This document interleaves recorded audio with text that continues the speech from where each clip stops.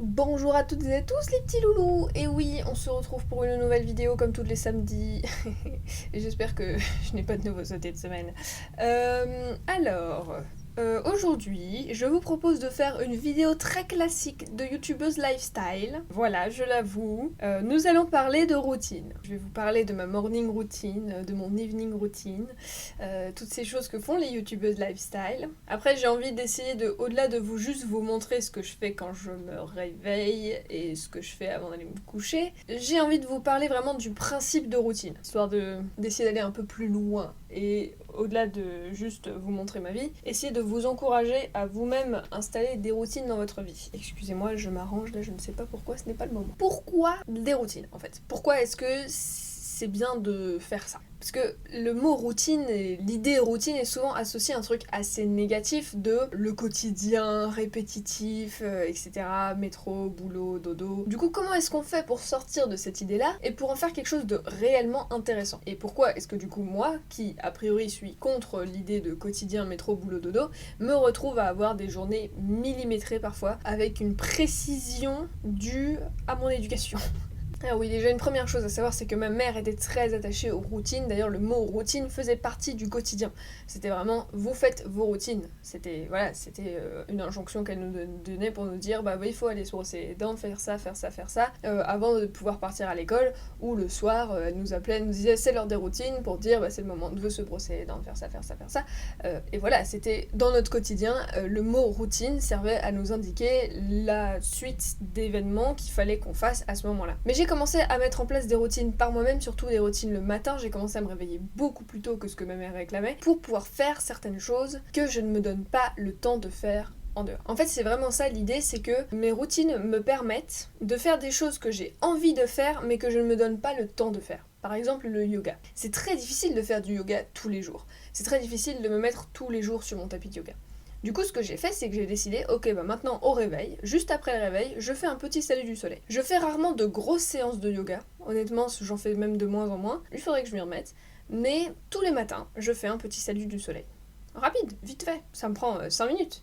Mais j'ai fait mon salut du soleil, je me suis étirée, je me suis détendue, je me suis décoincé le dos, et je suis dans une bien meilleure énergie pour le reste de ma journée, ça fait vraiment genre, ça me fait un bien fou de faire ça. Du coup, l'idée c'est de s'organiser et de se mettre dans une énergie positive dès le matin. Dans une énergie positive, j'entends par là de faire des trucs qui nous font du bien pour juste nous sentir bien dès le matin, dès le réveil, mais aussi nous mettre directement dans le bain d'une journée plus productive. Je sais que le mot productivité ça fait peur, le mot routine aussi, mais le mot productivité ça fait peur. La productivité, moi, elle dépend de mon inspiration, elle dépend de mon énergie, elle dépend de plein de trucs. Et je ne suis absolument pas le genre de personne à dire il faut que tout le monde soit productif un max. J'ai bien conscience que la productivité, c'est une création de notre société qui veut toujours plus loin, toujours plus vite et toujours plus de trucs. Moi, quand j'emploie le mot productivité dans mon quotidien, dans ma façon de penser, c'est essaye de faire des trucs qui font sens pour toi et de pas juste rester sur les réseaux sociaux indéfiniment. Parce que ça m'arrive de passer des journées entières à rester indéfiniment sur les réseaux sociaux, mais ça me fait pas du bien, je me sens pas heureuse quand je fais ça. Alors évidemment, c'est un peu difficile de se bouger le cul, de se lever et de tourner une vidéo, mais là, je me sens vachement plus heureuse quand je suis en train de faire ça, de parler toute seule avec mon compagnon qui m'entend à côté et que je dérange. C'est quelque chose qui est beaucoup plus agréable pour moi d'être productive, de faire des trucs qui me donnent envie, plutôt que de juste, rester assise sur mon lit à rester sur les réseaux sociaux. Et si vous n'arrivez pas à vous lever, c'est pas grave. Vous pouvez rester sur... Je vous l'ai dit, ça m'arrive aussi. Enfin, je veux dire, ça arrive à presque tout le monde. Et ceux à qui ça n'arrive pas, je sais pas s'ils vont si bien, tu vois. Parce que être productif, c'est une chose, se reposer, c'en est une autre. Et qu'on le veuille ou non, il y a une certaine forme de repos derrière le fait de juste rester sur les réseaux sociaux un peu inconsciemment. C'est même... Ça repose même... Genre, évidemment, c'est pas bon pour toi et tout, mais ça repose même un peu tes pensées. Genre, ça t'aide à pas ruminer tout le temps tes trucs. Enfin, je sais pas vous, mais moi, ça me calme pas mal les réseaux sociaux. Mais j'ai conscience que ça me rendrait pas heureuse de faire que ça. Et que c'est important que j'arrive à me forcer à faire d'autres choses. Même si effectivement ça implique à un moment de me forcer, ou en tout cas de puiser dans mon énergie pour me dire allez là tu t'y mets et tu y vas. Du coup pour moi les routines ça apporte ces trucs super importants, ça me met dans une énergie positive dès le matin, ça me réveille dès le matin, enfin voilà, je vais vous expliquer comment je fais après, mais en gros je mets mes réveils, je me lève Genre, il n'y a pas de mes réveils, je traîne dans le lit et peut-être qu'à un moment je remarque qu'il est quand même assez tard et que je me lève. Non, mon réveil sonne, je me lève. Mon réveil sonne, je me lève, je fais mon yoga et je me mets directement en marche et je me mets directement en mouvement. Ça me permet de rester organisée, de bien démarquer chaque moment de ma journée et de bien préparer ma journée aussi. Et ça me permet de rester productive et de faire d'autres choses que de juste rester dans mon lit. Maintenant, comment est-ce qu'on met en place des routines efficaces? Ça, c'est une question qui est super compliquée parce que chacun va avoir un peu sa technique, mais moi je vais vous donner les idées sur lesquelles je suis partie personnellement. Si vous voulez, vous pouvez faire l'exercice là, vous pourrez faire pause dans la vidéo au fur et à mesure de ce que je raconte, et vous pouvez décider par exemple de prendre une petite feuille, un petit carnet, etc. et de noter ce que ça vous inspire. Comment est-ce que je mets mes routines en place? Je pars de deux choses. La première, c'est qu'est-ce qu'il est nécessaire que je fasse quotidiennement. Comprenant par là nécessaire, absolument nécessaire, rien n'est absolument nécessaire, mais qu'est-ce que je dois me forcer à faire et que c'est vraiment bien que je me force à faire. Par exemple, truc tout con, me lever. Genre vraiment se lever du lit, bah, c'est nécessaire. Il y a un moment, il faut le faire. Le fait de prendre mon petit déjeuner, ça rentre également dans cette catégorie-là. Voilà, c'est des trucs qu'il faut que je fasse. Alors ça peut être des trucs pour lesquels je prends déjà un certain plaisir à les faire, hein, c'est pas la question, mais c'est surtout des trucs, voilà, l'idée est du truc qu'il faut que je fasse. Du coup là, par exemple, dans mes routines, on peut compter, effectivement, comme je l'ai dit, le petit déjeuner, le fait de se lever, le fait de se laver, le fait de me brosser les dents, le fait d'écrire dans mon carnet. Ce sont des choses qu'il faut que je fasse tous les jours. Le problème, c'est que si vous partez uniquement des trucs qu'il faut que vous fassiez, ça va être difficile de vous donner envie de le faire. C'est pour ça que j'aimais bien aussi la réflexion de me dire, ok, est-ce qu'il y a également des éléments dont j'ai envie, mais que je n'arrive pas à intégrer dans ma journée au quotidien? Et c'est là qu'arrive le yoga, par exemple. Le yoga, c'est typiquement le truc où ça m'apporte un plaisir fou de le faire, mais c'est difficile de me forcer à le faire tous les jours et c'est difficile de trouver un moment pour le faire tous les jours parce que mes horaires, surtout pendant l'année là avec le Covid et tout, mes horaires étaient tellement variables que c'est difficile de me dire ok, tous les jours je vais savoir être là à 11h pour pouvoir faire une séance d'1 heure de yoga. Ce que j'avais fait pendant le premier confinement. Pendant le premier confinement, tous les jours je faisais une vraie séance de yoga. Mais bah là c'est plus compliqué parce que tout ne se réorganise pas comme lors du premier confinement. Il y a trop d'imprévus en fait. Lors du premier confinement, j'étais juste coincée chez moi. Ça, c'est vrai, c'était très imprévu. Mais globalement, au-delà de ça, après le quotidien, bon. Mais c'est là que j'ai vraiment commencé à mettre des routines de fou. Et à l'époque, j'avais vraiment des heures de travail organisées dans la journée et vraiment des trucs ultra comme ça que je n'arrive plus à faire aujourd'hui parce que je suis pas indépendante et que du coup, ben, je dois m'occuper d'autres choses qui perturberaient trop cet ordre-là. Mais du coup, ben, le yoga, je me suis dit, ok, il faut que je l'intègre à ma routine matinale. Et j'ai trouvé comment l'intégrer assez facilement, c'est-à-dire que vraiment c'est juste entre le moment où je me lève et le moment où je vais me laver, je fais un petit salut du soleil, comme je vous l'ai dit. Le carnet, on peut le compter un peu dans les deux, c'est-à-dire que c'est à la fois quelque chose que je veux m'obliger à faire tous les jours, mais c'est aussi quelque chose où il faut que je trouve un moment dans la journée pour le faire et où le soir c'est pas mal. Du coup, le carnet rentre un peu dans les deux catégories parce que de base c'est pas quelque chose qu'il est absolument nécessaire de faire tous les jours, contrairement au fait de se brosser les dents ou d'arriver à se lever le matin. Dans ma vision des choses, c'est plus obligatoire. Genre je dois quand même m'obliger à le faire à un moment. Alors que le yoga, si je le skip un jour, c'est important de garder son corps en bonne santé, mais c'est moins important à mes yeux que de garder une trace de la journée. Du coup, le carnet, ça, je le fais le soir, voilà, après m'être brossé les dents et tout ça, c'est un peu ma petite récompense. Il faut que je m'asseye et que j'écrive. Là, du coup, si vous avez fait l'exercice que je vous ai proposé, voilà, vous pouvez sortir un carnet, écrire sur une feuille et vite faire des colonnes entre ce qu'il faudrait que vous fassiez tous les jours, à quel moment plus ou moins de la journée, plutôt le matin, plutôt le soir, et ce que vous avez envie de faire mais que vous trouvez jamais le temps. Vous pouvez voir ça et vous pouvez déjà commencer à vous dire ok, je pourrais le faire dans cet ordre-là pour optimiser un peu, et de toute façon, ça c'est des choses que vous allez devoir ajuster après. Vous pouvez pas là maintenant décider qu'est-ce qui vous prendra autant de temps. Mais aussi le piège auquel il faut faire vraiment très attention, il faut pas que vous passiez du jour au lendemain de personne qui a zéro routine et zéro habitude à personne qui a 50 trucs à faire le matin, 50 trucs à faire le soir. Non seulement il faut que vous fassiez attention à optimiser vos routines, et parce que sinon vous allez juste jamais réussir à les faire. Moi je me suis rendu compte à un moment que je m'étais rajouté trop d'éléments et que je n'arrivais tout simplement plus du tout à me motiver pour faire ces routines, parce que ça demande un peu de motivation de se dire allez, ok, là c'est l'heure des routines, on est go, on y va. Ça demande de la motivation. Et du coup je me suis rendu compte qu'à un moment j'en avais fait trop, j'avais mis trop de trucs et que du coup j'étais juste plus motivée du tout. Mais également je pense que c'est très important de faire les choses petit à petit. Là vous avez, supposons que vous ayez zéro routine, zéro habitude, là en plus c'est les vacances, vous levez à 10h du matin, vraiment voilà, il y a pas de truc. C'est pas grave, hein. C'est pas grave, genre c'est tout à fait normal, on est en vacances en plus, vous avez totalement le droit de profiter, vous avez aussi totalement le droit de dire fuck Chloé, j'ai pas du tout envie de m'instaurer des routines. Je présente cette vidéo un peu comme un tuto routine, mais il faut pas du tout que vous le ressentiez comme une pression à devoir commencer à faire des trucs. Enfin, de toute façon, moi je suis personne pour vous dire quoi que ce soit, hein, vous faites votre vie, ça c'est une évidence et ça sera toujours une évidence. Mais si vous avez dans l'idée d'introduire des routines, commencez petit. Commencez petit et faites petit à petit, rajoutez des trucs pas à pas. Par exemple, si vous voulez vous lever plus tôt le matin, voilà, vous dire vous vous levez plutôt à 9h tous les matins, bon, bah vous vous levez à 9h tous les matins pendant une semaine. Qu'est-ce que ça vous fait? Comment vous vous sentez? Peut-être que spontanément, vous allez vous dire, ok, là je suis réveillée à 9h du matin, j'ai pas envie d'aller sur mon téléphone tout de suite, qu'est-ce que je peux faire pour occuper déjà, qu'est-ce que je peux rajouter comme routine pour occuper ma matinée. Peut-être que vous allez spontanément, en vous réveillant à 9h du matin, avoir envie de faire des trucs plus rapidement.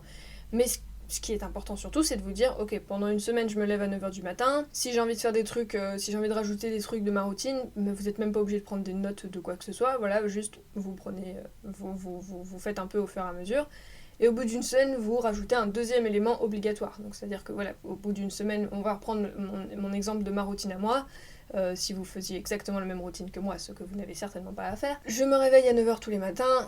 Bon, la première semaine, je vais faire une ou deux fois du yoga, je vais une ou deux fois prendre mon petit déjeuner bien à l'heure, etc. La deuxième semaine, je rends le yoga obligatoire. Donc je me lève à 9h tous les matins, et puis je fais du yoga tous les matins, et puis de temps en temps, je prends mon petit déjeuner quand il faut, et puis je fais ceci, je fais cela. Et comme ça, vous rajoutez au fur et à mesure, en laissant une semaine ou 2 ou 3 jours à chaque fois, et comme ça, vous n'êtes pas dans une logique de il faut que tout soit fait parfaitement dès le départ. Parce que vous allez abandonner. Vous allez vous sentir mal pour avoir abandonné, ça ne vaut pas la peine. Genre, vous êtes plus complexe que ça, et c'est normal. Un élément sur lequel j'aimerais insister, c'est que les routines ne doivent pas être là pour vous culpabiliser. C'est exactement ce que je disais aussi au début avec la productivité, c'est exactement le même genre de remarque qu'on pourrait faire au développement personnel, etc. Il y a des personnes qui développent une culpabilité en regardant ce genre de truc, en se disant « moi j'y arriverai jamais ». Premièrement, vous en êtes capable. Aussi improbable que ça puisse paraître, vous en êtes capable. Est-ce qu'il faut pour autant que vous alliez chercher cette force que ça vous demanderait pour le faire? Pas forcément. C'est pas parce que le développement personnel ou la productivité, etc. vous dit tu en es capable qu'il faut le faire pour autant. Vous devez faire ce qui résonne avec vous, ce qui est juste avec vous, et vous devez faire surtout ce dont vous vous sentez capable. Et après, ça prend du temps de se rendre compte à quel point est-ce qu'on a de la capacité. Et même là, on n'est pas obligé. Là, je suis en train de vous parler de mes routines, mais est-ce que j'arrive à les faire tous les matins? Non. Est-ce que j'arrive à les faire parfaitement tous les matins? Non. Est-ce que ça m'arrive de skipper pendant une semaine entière? Oui, évidemment que ça m'arrive. Est-ce que malgré le fait que j'essaye d'être productive et de faire des choses qui me font du bien tous les jours, je reste encore certaines après-midi complètement avachie dans le lit avec mon téléphone? Oui. Bien sûr, on n'est pas des robots. Voilà, première news, les humains ne sont pas des robots. On essaye de nous faire passer pour des robots, mais on a nos fluctuations, on a nos hormones, on a nos émotions, on a notre fatigue, on a notre quotidien, on a les événements qui arrivent, on a nos pensées. On n'est pas des robots, on est plus compliqué et il faut qu'on accepte ça. Et je veux dire, voilà, moi quand je vous dis que j'essaye de faire tous les jours la même chose, etc., j'essaye de voir les choses comme si j'étais un calendrier sur mon téléphone qui m'envoie un rappel à tel moment, tel moment, tel moment. Mais dans les faits, il y a les fluctuations du jour. Le yoga que je fais tous les matins, c'est jamais le même. C'est toujours les mêmes mouvements, mais c'est jamais le même. Je le sens jamais de la même manière, je le fais jamais exactement à la même vitesse, je le fais jamais... Parfois, je fais pas exactement les mêmes mouvements, je les fais pas au même endroit, parfois j'ai moins d'équilibre et puis le lendemain j'en ai plus. Nous sommes des humains, nous ne sommes pas des robots. Du coup, il faut absolument pas que vous culpabilisiez à aucun moment. Et je sais que c'est pas juste une question de volonté. Comme si la volonté d'un coup ça nous transformait en machine capable de faire ça. Non, bien sûr que non. On sait tous qu'on peut avoir toute la volonté du monde. Il y a des jours où on va se dire fuck, j'ai pas envie, je reste dans mon lit. Et c'est pas grave. Alors je vais vous avouer que le fait de vivre à deux, ça aide pas mal sur ce genre de points parce que par exemple le petit déjeuner c'est quelque chose qu'on mange ensemble. Du coup, même si aucun de nous deux n'en a envie, on part du principe que l'autre en a envie, donc on va le faire. Et ça aide vachement de se dire, ok, de toute façon, tous les matins, vers 9h30, on descend en bas et on mange notre petit déjeuner. Entre 9h30 et 10h, c'est à ça qu'on est occupé. Et juste le fait d'être tous les deux obligés d'être motivés pour ça, bah voilà, ça aide un peu à rythmer la journée. Ce que moi je décide de faire avant le petit déjeuner, pour ainsi dire, n'a aucune influence sur lui, et ce que lui fait avant le petit déjeuner, c'est-à-dire dormir, n'a aucune influence sur moi. Mais globalement, on a l'idée du petit déjeuner qui est à une heure fixe. On mange à des heures fixes. Et ça aide vachement pour tout le reste. Du coup voilà, je vais vous montrer un peu plus en détail en quoi consistent mes routines. Je vous laisse un peu explorer ça et regarder ça.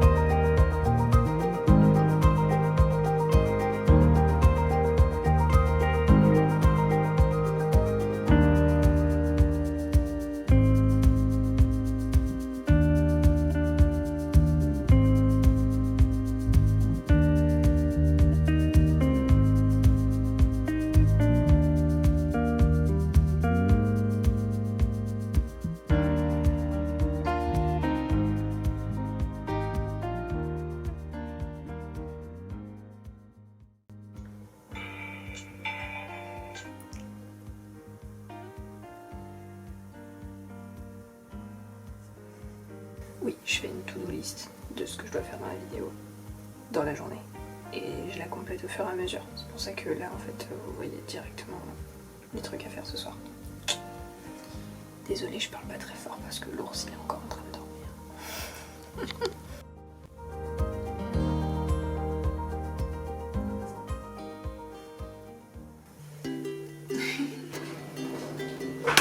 Je sais pas ce que c'est chez vous le matin, mais chez nous, c'est chocolat chaud.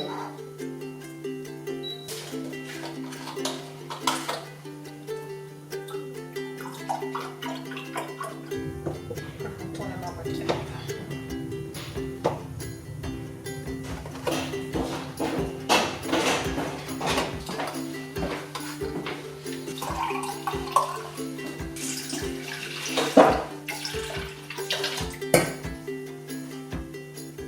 Aussi par rapport aux autres youtubeuses lifestyle, là vous voyez la réalité des faits.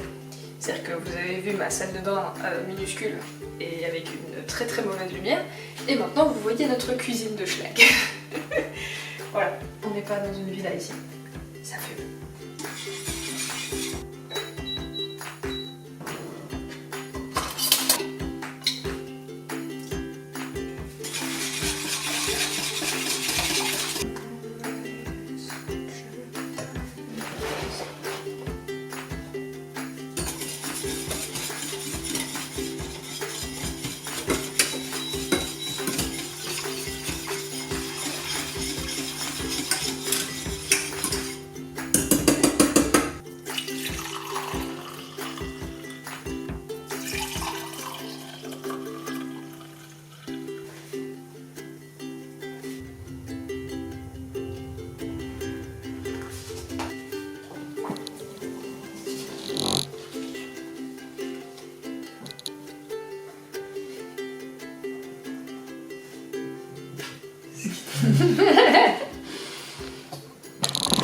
Les ronchons, ils viennent se réveiller.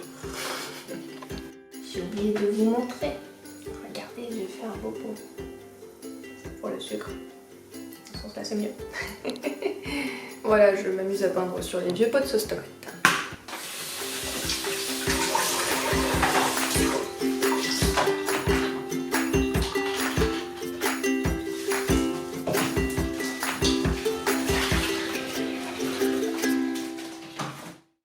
Hey hey, petite mise à jour du soir, il est 22h03.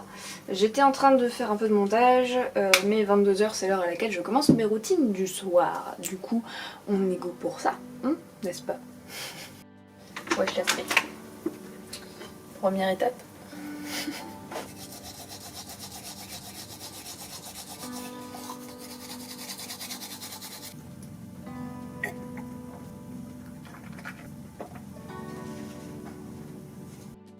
La deuxième étape consiste en nourrir mes bébés. J'entends par là bien sûr ces bébés-là. Là, ici, là, ceux-là. Comme vous voyez, ce bébé-ci n'est pas en très bonne santé. Ce bébé-ci est clairement trop chaud. Quant à ce bébé-ci, il a plusieurs fois subi les attaques d'un autre bébé davantage félin. Nous avons un grand miroir. Hop là. Et pouf, il reste 2 bébés. Alors déjà, il y a celui-là, par terre, que vous ne voyez pas parce qu'il fait beaucoup trop sombre. Ça va, je te dérange pas? Oh oh oh. Il s'enfuit. On le voit pas du tout, c'est terrible, il fait noir sur noir, c'est magnifique. Par contre ces bébés là en fait je peux pas les nourrir avec ce truc là. Je sais pas très bien ce que je fous. Il faut que je les nourrisse avec un verre. Ça va mon feu? Oui, ah oui, monte sur le lit comme ça on te voit bien. Ah oui, t'es belle. T'es belle mon chat. Je ne pense pas qu'on voit que tu es à poil mon amour. Mais je l'ai dit à l'oral. Oupsie. Tout le monde vit à poil dans cette maison. C'est bon pour la santé de vivre à poil. C'est moi qui le dis. Et voilà les 2 derniers bébés. Je les nourris avec un verre ceux-là parce que vu que ce sont des plantes grasses, il faut qu'elles restent au sec. Sinon, elles pourrissent. Et j'ai pas envie que mes bébés pourrissent. Globalement, je pense qu'il y a pas beaucoup de mamans qui ont envie de voir ces bébés pourris. La prochaine étape, c'est d'écrire dans mon carnet. Que vous avez déjà vu puisque vous avez tous bien sûr regardé ma dernière vidéo sur le sujet.